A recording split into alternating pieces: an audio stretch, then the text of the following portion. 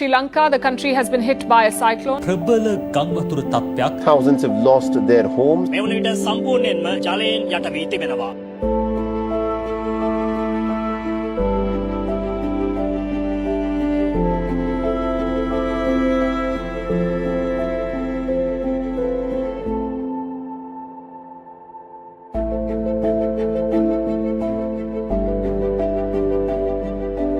ආපදාවට පත් ජනතාව මුදා ගැනීම සඳහා මෙරට ආරක්ෂක අංශ අවශ්‍ය සහන සැලසීම වෙනුවෙන් මනුසත් දෙරණ ක්‍රියාන්විතය